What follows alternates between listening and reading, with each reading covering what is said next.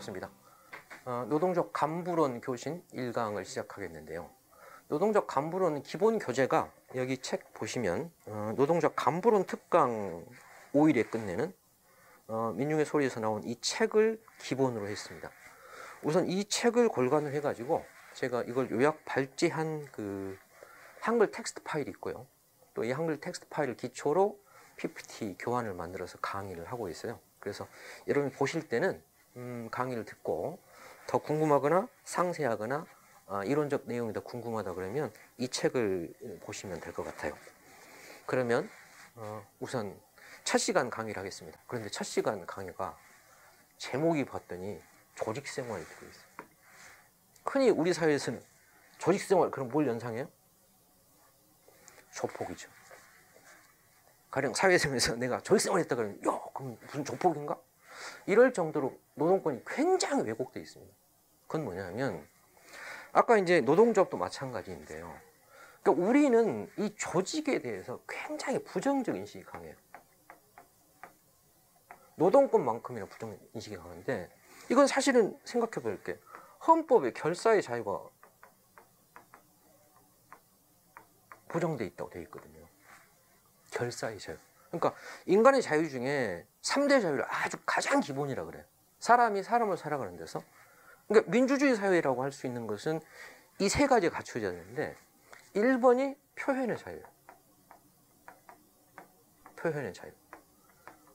이게 이제 다른 말로는 양심의 자유거든요. 만일 표현할 수 없다면 양심을 거슬러 살아가야 된다면 그건 사실은 전형적인 전제주의죠. 예를 들자면 예전에 뭐 화이트리스트, 블랙리스트 그러잖아요. 뭔가 정권에 마음에 안 드는 표현을 썼다고 해가지고 행동을 했다고 해서 그걸 블랙리스트에 집어넣어가지고 뭐 지원을 끊는다든가. 두 번째가 결사의 자유죠. 그러니까 좀 너무 표현의 자유가 없다면 오늘의 BTS나 오징어 게임이 있을 수가 없죠. 왜? 이걸 제약했던 옛날 대표적인 게 뭘까요? 검열이었어요. 80년대를 사셨던 분들은 기억하실 텐데 가령 음반을 내면 항상 건전가요가 한 편씩 들어가 있었어요. 그런 시대가 있었죠. 박정희 전두환 시대. 이게 1번이고요. 두 번째가 사실은 표현을 해가지고 이거가 자기 요구가 실현이 안 되면 두 번째가 결사를 하라고 되어 있어요. 이게 사실은 단결권의 헌법적 기초이기도 해요. 그런데 이 결사의 자유를 해서 안 되면 집회 시위를 하라고 되어 있거든요. 이게 민주주의 사회의 3대 권리예요. 그런데 우리는 어떻게 생각하는가 하면 집회! 그럼 뭔가 반정부적이고 부정적이에요. 더 놀라운 사실은 아까도 말씀드렸듯이 결사! 결사가 뭘까요? 조직을 만들었다 이런 거. 그럼 조직을 만들었다 그러면 이걸 굉장히 부정적으로 생각하고 있는데 이 인식 자체가 사실은 이게 민주주의라 한다면 이게 민주주의라 한다면 소위 말하는 왜 이런 부정적 인식이 생겼을까요? 언제 생겼을까요? 그게 독재시 생긴 거죠. 대표적인 게 뭘까요? 우리는 집회 시위 굉장히 부정적이에요. 왜 그럴까요? 독재 시대에는 일사불란, 질서정연 이렇게만 읽었어요. 정부의 방침에서 이의를 제기하면 안 된다. 국민교육 헌장을 달달달 외워가지고 그렇게 모범적으로 살아가야 되지 뭔가 반정부적에도 반체제 그러면 부정적으로 생각한단 말이에요. 그래서 조직성을 이루는데 이건 별로 복잡한 얘기가 아니에요. 다른 말로 말하면 간부에게는 간부는 태어난 게 아니니까 간부를 위한 모둠이 필요하다 이렇게 생각하시면 돼요. 간부를 필요하는 클럽이 필요하다. 왜? 간부가 태어난 게 아니잖아요. 그래서 우선 전제는 우리는 무슨 조폭이나 다른 조직이 아니고 노동조합의 간부예요. 그럼 노동조합은 어떤 조직일까라고 하는 것은 살펴보았고 아까 1교시에 노동 3권을 보았고 그래서 보통 노동조합 이렇게 표현해요. 노동자의 삶을 지키는 최선의 선택 혹은 최소한의 선택을 노동조합이라고. 왜? 비가 내리고 바람이 부르질 때 모든 걸 다 막을 수는 있지만 최소한의 안전판 그것이 자본주의에서 노동조합이거든요. 자, 그런데 비유를 했어요. 그런데 우산도 종류가 여러 개 있죠. 일회용 우산이 있고 골프 우산처럼 엄청 단단한 게 있어요. 같은 우산이라도 어떻게 될까요? 크고 튼튼해야 돼요. 기왕이면. 노동조합도 크고 튼튼한 게 좋죠. 그럼 우산이 튼튼하려면 뭐가 중요해요? 천이라 비닐이 크다고 아니거든요. 뭐가 중요할까요? 일단 일회용 우산하고 골프 우산은 우산대가 다르죠? 우산살이 달라요. 뭘까요? 아, 우산대하고 우산살이 크고 나서 그래, 비닐, 천이 커야 되는 것이 그거 없이 크기만 크면 그냥 바로 넘어가 버리죠? 제 무게를 못 이기고. 그래서 그게 바로 노동조합이 뭘까요? 뼈대, 골간, 기둥 역할을 하는 것. 그걸 간부라고 하는데 사실 간부가 뼈대란 뜻이에요. 간자가 골간 할 때 간이거든요. 아파트를 지금 그게 뭘까요? 내력벽이죠. 아파트는 아니 창문도 예뻐야 되고 베란다도 그럴싸해야 되지만 중요한 건 아니 내력벽이 튼튼해야지.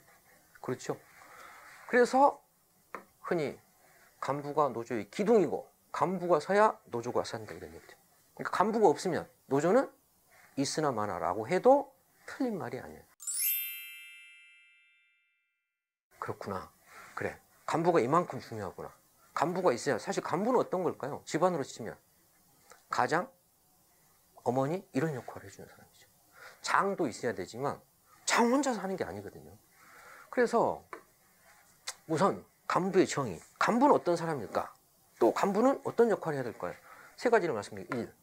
간부는 조합원의 의견을 모으는 사람입니다. 굉장히 놀라운 얘기입니다. 간부는 조합원에게 지시하는 사람이다. 간부는 조합원에게 설명하는 사람이다. 간부는 조합원을 이끌어간다가 아니에요. 왜 그럴까요? 노동조합의 주인이 조합원이거든요. 그러려고 그러면 조합원의 의견을 모으는 사람이다. 내 의견을 들이먹인다. 설교한다가 아니에요. 이런 게 굉장히 그런 착각을 많이 하는데, 그러니까 간부를 한번 해볼래? 그러면 다들 추춤하는 게 제가 말을 잘 못해서. 그게 아니고 네가 참 대인관계가 좋은 것 같아요. 그건 좋은데요. 제가 근데 말을 잘 못해서. 제가 마음이 약해갖고 이게 뭐라고 시킨 그게 아니에요. 제일 중요한 역할이 모으는 거예요. 민주주의가 뭐예요? 주권은 국민으로부터 나와요. 그럼 정치인이 해야 될 건 뭘까요? 의사를 어떻게 집대성하고 반영하는 것이지 내가 낸데 하는 건 간부가 아니에요. 그렇죠? 독재시대의 간부는 뭐예요? 나를 따르라죠. 근데 민주화 시대 간부는 뭘까요? 민의를 받드는 사람이잖아요. 민주적 노동조합의 특징은 뭘까요? 의용노조는 지가 시키는 대로 하는 거예요. 그걸 독재시대 노동조합이죠. 민주화 시대 노동조합이라 받드는 사람이다. 두 번째는 앞장서 집행한다. 그러니까 집행을 지시하고 뒤에서 막 채찍질하고 단속하고 점검하고 이게 아니고 본인이 한다. 그래서 간부를 좀 해보라 했더니 제가 마음이 약해갖고 혼자는 열심히 하겠는데 그래서 너를 간부를 하라고 하는 거예요. 왜? 네가 보니까 정말 모범적이지 않냐. 제가 위원장님 제가 그건 하겠는데요. 법은 그런 말씀 많이 하시거든요. 간부의 기준이 뭐냐 이런 거예요. 앞장서서 실천하는 사람이 간부지 자기는 뒷전에 있으면서 이거 하고 저거 하고 이런 관료잖아요. 관료하고 노동조합 간부는 달라요. 지시하고 명령하는 사람이 아니라 이렇구나 이래요. 대신에 그러려고 그러면 간부가 한둘이 아니니까 세 번째는 역할과 책임이 명확해야 돼요. 예를 들자면 대표적인 게 뭘까요? 부위원장이 여러분이 있는데 부위원장이 참 애매하거든요. 위원장의 권리시 대응한다고 돼 있는데 그럼 권리가 안 돼 있으면 뭐 하는 거예요? 명확히 역할이 없으면 책임이 없으면 모호해요.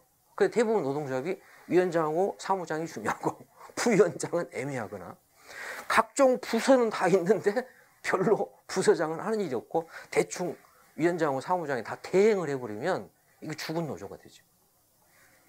그래서 중요한 것은 이거 다 알아서 그러니까 우리가 새로운 시대 간부의 상이 바뀌어야 한다는 거예요. 나를 따라라가 아니라 모시는 사람이에요. 지시하는 게 아니라 앞장서는 사람이에요. 사실 이거 우리가 정치인에게 바라는 바죠? 그러잖아요?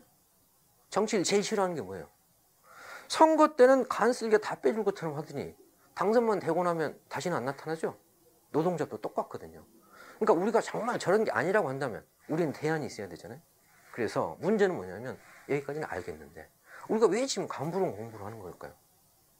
또 그래요. 근데 저는 능력이 짜쳐가지고 간부는 타고나는 게 아니에요. 그렇죠? 오늘의 내가 있는 것도 그렇죠. 21세기에 태어나서 우리 사회에 살고 있는 산물이지 타인하는 게 아니에요. 하늘에 떨어지거나 우리 위원장님 정말 능력도 출중하신데 그거 타고난 게 아니에요. 부위원장님 참 대단하신데 원래 그랬던 게 아니에요. 소장님 참 교육을 잘하시는데 제가 40년 했거든요. 30년 전에는 아주 어리버리했어요. 지금 생각하면 부끄럽게 짝이 없죠. 20년 전에 했던 걸 지금 돌아보면 아 그때 이렇게 했어야 되는데 뭐 지난달에 했던 교육도 아 이렇게 했으면 더 설득력이 있어. 무슨 얘기일까요? 끊임없이 변화 발전해 온 것이지 타고난 게 아니란 뜻이거든요. 그러니까 간부가 역할을 잘 수행하고 책임을 다하자면 준비돼야 된다. 사실은 공무원도 똑같죠. 진급을 해서 자기 역할을 하려면 뭐가 있어요? 진급하고는 바로 그 뒤에 따르는 게 연수죠. 왜? 연수를 해야 돼요. 내가 계장이 됐는데 계장이 직급을 수행하려고 그러면 원래부터 계장이 아니더라요. 그리고 과장을 승진했으면 연수가 제대로 안 되면 아랫사람이 피곤하거든요. 왜? 과장이 계장 역할을 하고 있고 계장이 주임 역할을 하고 있으면 그 밑에 사람은 뭐 하라는 거예요? 이런 거죠. 그래서 간부는 교육받고 훈련되는데 핵심이 뭐예요? 아 그렇구나. 조직적으로. 왜? 개별적으로 공부하라가 아니잖아요. 내가 이 집단에서 어떤 역할을 하려고 그러면 노동조합에서 간부를 하려고 그러면 노동조합이 뭐 하는 데다. 노동조합 간부는 어떤 요건이 필요하다. 이걸 하나씩 배워야지. 야 하다 보면 차차 배워. 하다 보면 다 하게 돼. 나도 원래는 하나도 몰랐어. 그러니까 이거야말로 정말 주목구구식이고 간부들이 간부 생활을 기피하는 원인이에요. 뜻이 소중하고 누군가 해야 되니 하고는 싶은데 거의 맞고 품는 식으로 하라 그러면 누가 그걸 할 수 있겠냐 그런 뜻이죠. 그래서 교육이 필요하다. 훈련도 돼야 된다. 그래야 이것을 제가 아까 뭐라 그랬어요? 연수죠. 하다못해 내가 공무원으로서 내 직분에 맞는 역할을 하려고 연수를 하는데 아니 공무원 시험 치고는 바로 발령되는 게 아니잖아요. 연수를 하죠. 교사도 바로 발령되는 게 아니에요. 그렇죠? 사실은 가령 뭐 실기시험을 아무리 잘 친다 하더라도 현실은 항상 내가 알려던 거고 풍부하고 그렇거든요. 동사무소 근무해 보세요. 민원사항이 내가 책을 100권 달달 외워봐야 100권의 책이 안 나와요. 그게 어떻게 대응할 것인지 그것은 저 뒤에 계장님이 훨씬 잘 알지 저는 몰라요. 일단 이런 것처럼. 그래서 우리에게 필요한 게 뭐다? 여기서 핵심이 뭐예요? 핵심이 조직적으로. 그래서 뭐가 나온 거예요? 아 그래서 조직 생활이라는 거구나 이런 거예요. 혼자 면벽 수도할 것 같으면 조직 생활이 필요가 없어요. 아시겠죠? 그래서 조직 생활에 거부감을 저거는 우리가 갖고 있는 개념적 거부감이고 실제로는 아 저게 체계적으로 한다 그런 뜻이에요. 그렇게 되면 부정적 인식이 가시겠고 그러면 조직생활이라는 게 뭐라는 거냐? 그러면 조직생활이 뭐냐? 그러면 생활에 요건이 있을 거 아니에요. 그럼 뭘 통해서 한다는 거예요? 다 나와 있죠. 조직생활이 뭘까? 크게 5가지가 있어요. 뭘 것 같아요? 사실은 이제 공부와 관련된 건데 제가 공부를 좀 했잖아요. 제일 중요한 게 사실 예습이에요. 예습 왜 효과가 좋은가 하면 복습은 다 들었던 기억을 복원하는 거거든요. 그것도 의의가 있지만 예습은 뭘까요? 교재를 보고 자기 나름대로 구상하고 상상을 하면 굉장히 사람이 창의적이 돼요. 복습은 모방만 해요. 그래서 여기 5가지입니다. 그러면 저게 들어갈 게 뭘까를 사실은 다 익히고 있으면 이게 진짜 공부거든요. 여러분은 다 그렇게 하셨을 걸로 믿고 1. 노동조합은 회의로 시작해서 회의로 끝난다. 그래서 우스갯 그런 얘기를 해요. 나는 회의에 대해서 회의적이다. 회의를 너무 많이 한다. 간부들이 뭔 회의를 저렇게 많이 하냐. 그래서 회의를 제발 좀 하지 말자라고 하고 있는데 그건 뭐냐면 사실은 집단 생활에 대해서 그런 게 생긴다요. 뭘까요? 회의를 하면 할수록 내가 발전해야 되는데 가니까 맨날 지적받고 맨날 까이고 맨날 보고하려고 하니까 3번째, 공부해야 된다. 그럼 공부해야 된다에 대해서는 대한민국은 지구상에서 공부해야 된다는 데서 가장 거부감이 없는 나라예요. 보통 나라들은 언제까지 공부만 할 거냐인데 대한민국은 유교의 전통이 너무 강해요. 사농공상 뭘까요? 선비가 최고예요. 그러면 공상은 최하예요. 이전부터. 그래서 공부해야 된다고 생각하는데 할 시간이 없습니다. 대부분 그렇고요. 학습에 대한 거부감 있는 사람 아무도 없어요. 회의 보고는 그런데 학습 저걸 해야 되는데 그 다음에 집행, 평가 교재에는 이게 뭐 총화 이런 표현이 나와 있는데 그건 우리한테 익숙하지 않은 용어고 쉽게 말하면 평가예요. 그래서 하나씩 보겠습니다. 회의는 회의 준비를 잘해야 된다. 안건처리 결정사항을 확인했는데 왜 확인이 필요한가 하면 이게 확인이 안 되면 나중에 결정사항이 무엇인가를 두고 갑론을박이 돼요. 아니 그 부위원장이 하시기로 한 거 아니에요? 나는 그렇게 안 알고 있는데 그건 사무처장 몫이 아닌가? 그래서 지금 명확히 확인해야 돼요.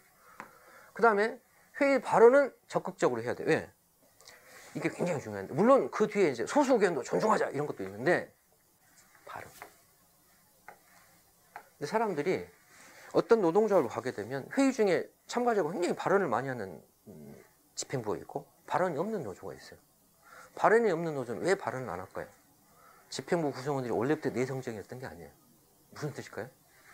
발언을 했는데 아무 효과가 없을 때 발언을 안 해요.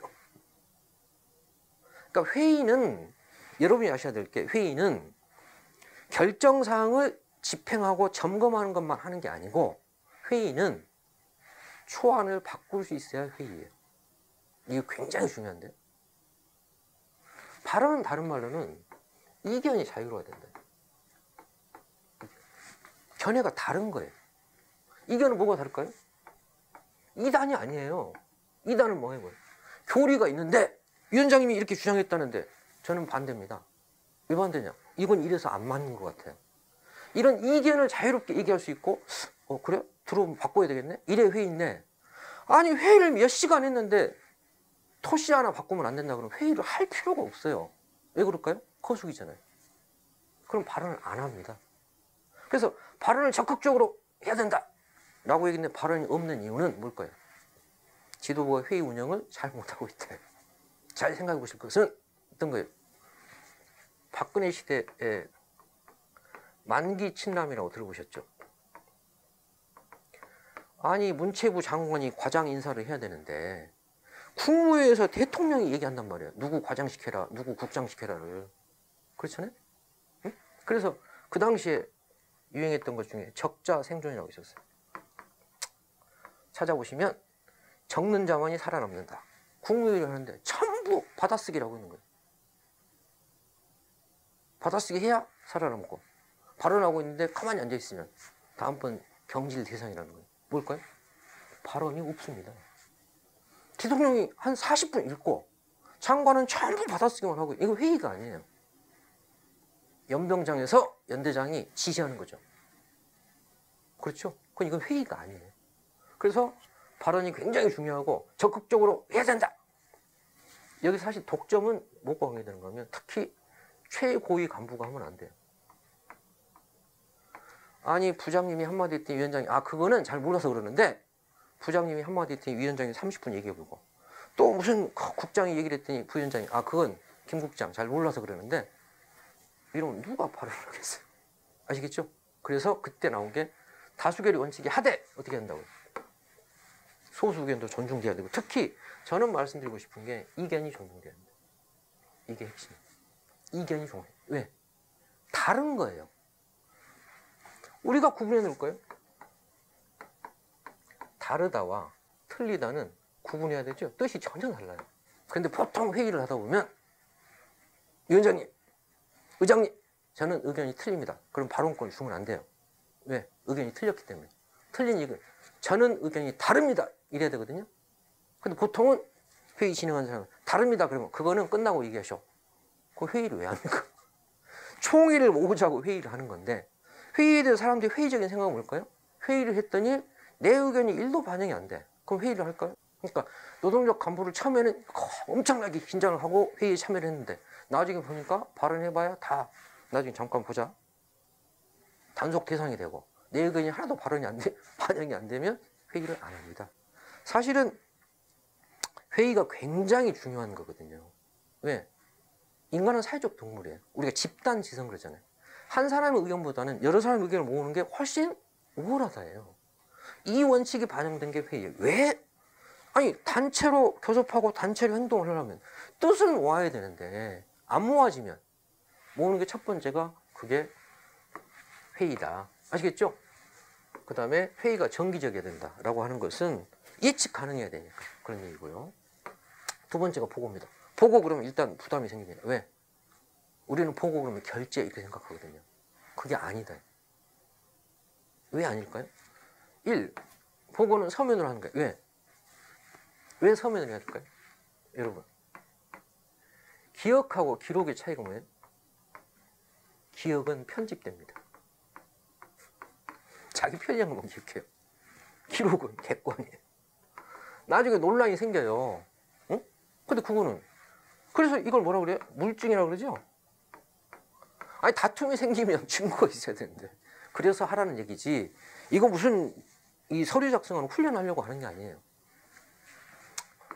두 번째가 이런 거예요. 보고의 목적인데요. 보고를 왜 하나? 굉장히 중요해요. 보고를 왜 하냐? 왜? 보고가 제대로 이루어져야지만 상황 전반에 대한 종합적 판단이 가능해요.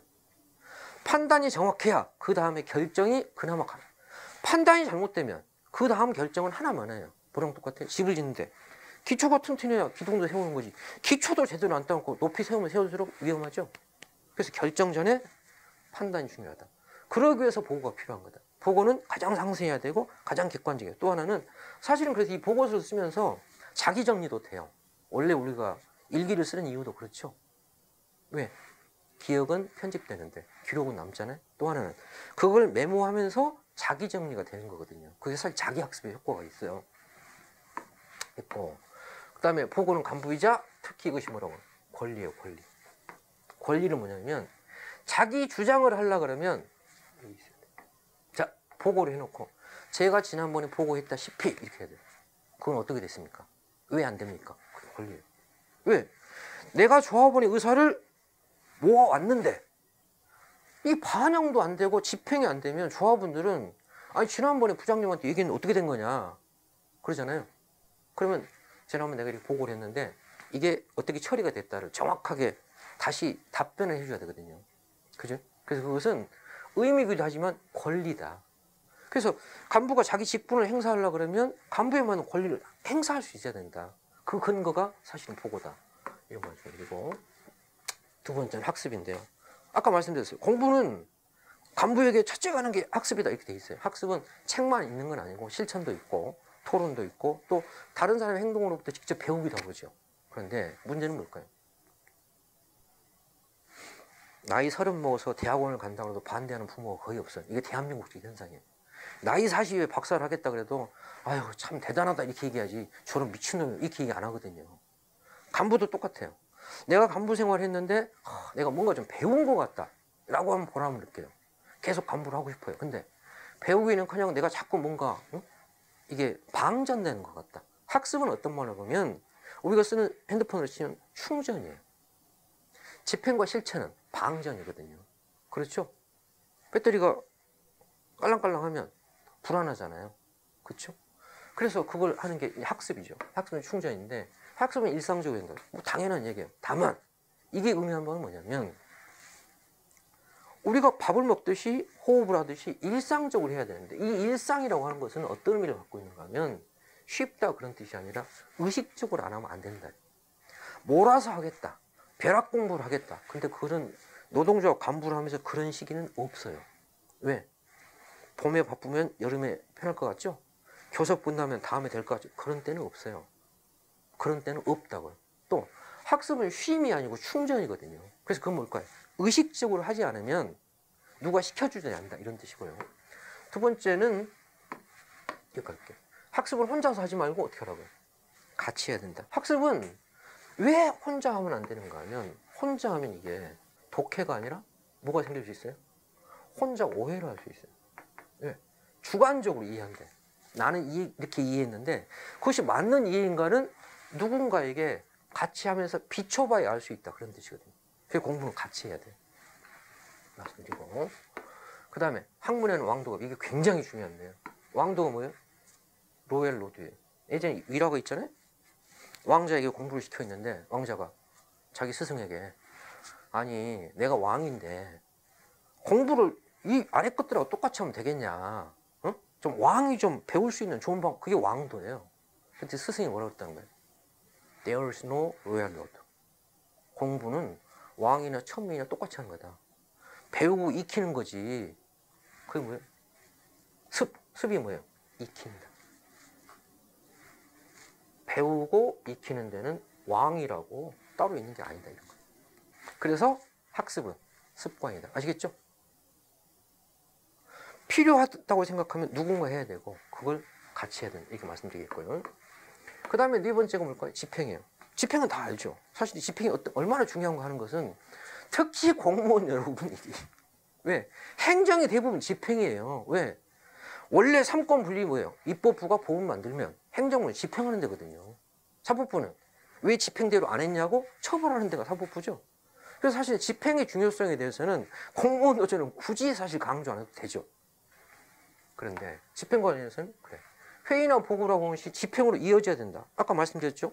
아니 결정이 됐는데 집행이 안 되면 화나만 하죠. 두 번째, 집행의 기준이 있어야 되는데 그거는 여기서 확인할 게 없고요. 누구나 잘 그래. 결정 사항대로 해야 된다. 그것이 다르게 반영되면 뭘까요? 집행의 핵심은 규율이에요. 결정대로 되느냐 안 되느냐. 규율이 생명이다. 안 지켜지면 하나만 하되 그런 결정은 결정의 권위만 없어져요. 그렇죠? 여기서 사실 중요한 게 간부 역할인데 뭘까요? 결정사항을 네 번째 나오지만 나중에 나오겠지만 결정사항을 최고 간부부터 앞장서서 규율을 지켜줘야 돼요. 그래서 여기서 규율이 생명이라고 할 때 주의할 게 뭘까요? 이중규율. 이중규율이 뭘까요? 국장님은 지켜야 되고 위원장님은 안 지키면 이건 의미가 없어요. 그걸 흔히 이제 내로남불이라고 그러죠. 규율이 생명할 때 이렇고요. 그 다음에 이제 중요한 게 선공후사 뭘까요? 간부도 개인 생활이라는 게 있거든요. 개인을 다 희생하라. 개인 생활을. 그게 아니고 항상 선공후사의 원칙. 이건 뭐 왜? 여러분 공무원이잖아요. 그렇죠? 공무를 수행하는 사람이기 때문에 이건 굳이 뭐 강조해야 되는데 사실은 공직의 수행인 게 아니라 시장에 종사하게 되면 노동자는 다를 수 있거든요. 왜? 사측, 회사의 이해관계 이렇게 될 수 있잖아요. 그래서 선공후사의 원칙을 지켜야 된다. 이제 마지막으로 평가죠. 평가는 사실 굉장히 중요한데 우리 사회는 이게 굉장히 인색합니다.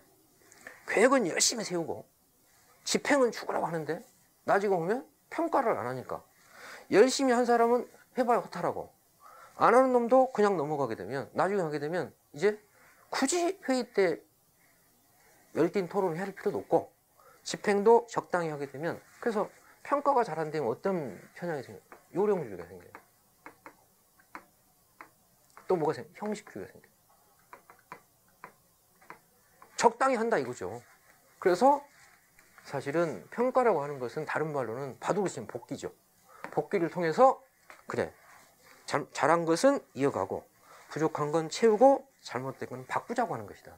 그래야 발전이 있죠. 이걸 우리가 학습 효과라고 그러잖아요. 그러니까 사실은 학습 효과는 인간만 있어요. 왜?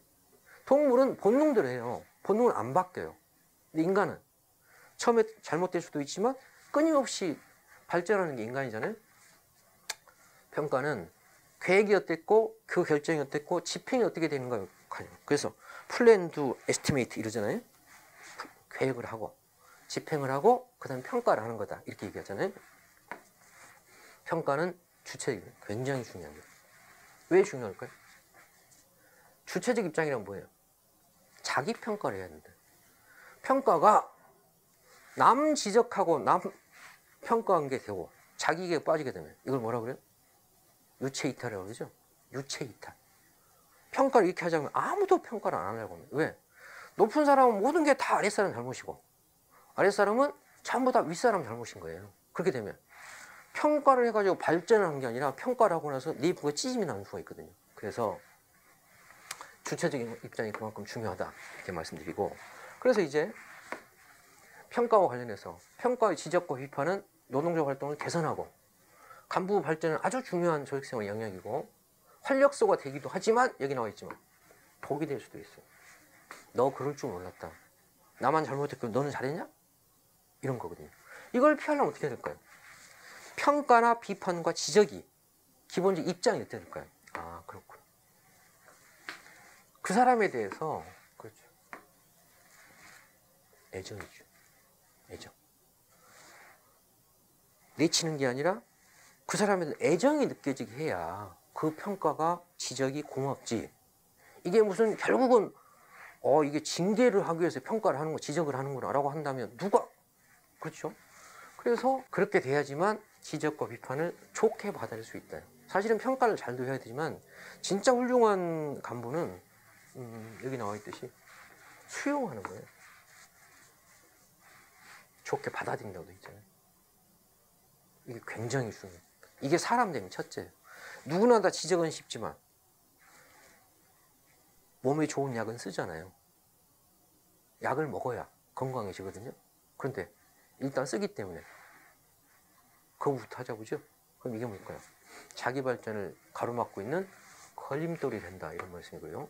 그래서 다시 조직성을 얘기하는 거, 훌륭함은 태어나는 것이 아니라 비판과 도움을 통해서 성장하는 것이다. 그래서 비판이 자기 발전의 보약이 될 수 있어야 된다. 끊임없이 지적받고 그것을 통해서 고쳐나가면서 내가 발전이 있는 것이지 태어난 게 아니다, 이런 말씀입니다. 이걸 이제 그래서 비판이란 보약을 입에 쓰다고 뱉어버리면 안 된다. 실제로 그러면 간부가 잘해보려고 그래, 회의, 보고, 학습, 집행, 평가 잘해보려고 했는데 말이에요. 왜? 누구나 다 잘해보려고 하지 애초부터 망가뜨리려고 하는 사람은 아무도 없어요. 근데 왜 잘 안 될까? 거기서 간부의 조직생활에서 아주 핵심적인 지점을 얘기해 보려고 그래요. 어떤 거냐면, 우리나라 노동조합은 노동조합이 위기 그럴 때 노동조합 위기는 뭘까요? 우산이 흔들흔들하다요. 우산이 불안정하다요. 왜 그럴까요? 제가 그런 얘기를 하면, 지금까지 제가 수십 년 동안 현장에 다니면 노동조합 간부 교육을 하게 되면 100% 동의하는 게 뭘까요? 대한민국 노동조합 간부의 꿈은 뭘까요? 더 높은 간부가 되겠다가 아니에요. 뭘까요? 간부의 꿈은 간부를 그만두는 거예요. 누군가 나한테 절해주면 쟤를 잘 키워가지고 물려주고 그만두겠다. 이게 옳은 일인 줄은 알겠는데 너무 힘들어. 그렇죠? 그러면 왜 그럴까요? 대의가 잘못돼서가 아니에요. 왜 그럴까요? 힘든데. 자, 그러면 힘든데 말이에요. 직장생활이건 노동조합 간부생활이건 힘들어요. 문제는 사람 인자 이렇게 쓰잖아요. 이건 무슨 뜻이냐면 사람이란 더불어 살아가는 존재고 관계의 존재라는 뜻이거든요. 그러니까 사회적 존재라고 그래요. 그러니까 사람이 살아가는 데서 이제 인간관계가 기본이에요. 그래서 문제는 이 인간관계가 틀어지게 되면 여기서부터 사실 상처받아요. 사실 여러분 생각해 보세요. 인생이 가장 슬픈 일도 사람으로부터 오고 가장 괴로운 일도 그로부터 와요. 그렇죠? 내가 선천적으로 태어난 게 아니라. 그래서 문제는 노동조합이라고 하는 것은 기본적으로 소통이에요. 소통의 반대가 단절이죠. 변화의 반대가 정체인데 단절되고 정체됐다고 느끼면 어떻게 할까요? 답답하죠. 다시는 안 하고 싶죠. 그래서 숨이 막히고 답답해지겠죠. 문제는 이런 거죠. 그래서 조사를 해봤어요. 취업 포털이죠. 사람이 있는 조사를 해봤어요. 직장을 떠나는 이유 그랬더니 놀랍게도 뭐 예상되시겠습니다만 일이 싫어서는 한 20% 되고 뭘까요? 과장님이 싫어서. 그 다음에 아래 것이 속을 썩여서. 사람이 싫다가 80%. 여러분 아마 100% 공감하실 거예요. 힘든 게 뭐냐? 우리 부서가 문제다. 우리 부서에 저 고문관 때문에 문제다. 그렇죠? 쟤만 제발 좀 정원 갔으면 좋겠다. 이거였어요. 목공의 포도청에 다니고 있는데 그럼 남은 숙제는 뭘까요? 도대체 그러면 좋은 인간관계란 게 뭐라는 거냐? 이게 사실 숙제죠. 직장 다니는 사람 최대의 숙제예요. 보시겠습니다. 자, 그래서 이런 거예요. 저 사람만 없으면 우리가 편할 것 같은데 어디나 있어요. 있죠? 대한민국 남성들은 대부분 군대를 갔다 오는데 군대 갔다 오면 항상 내무반에 고문관이 한 명 있습니다. 저 새끼 때문에 연병장으로 5바퀴 더 돌아야 되고 하여튼 쟤 때문에 뭐가 안 된다고 꼭 있어요. 문제는 제가 제대하거나 저 병장만 제대하면 우리 내무반에 평화가 올 것 같은데 병장이 제대해도 평화가 안 옵니다.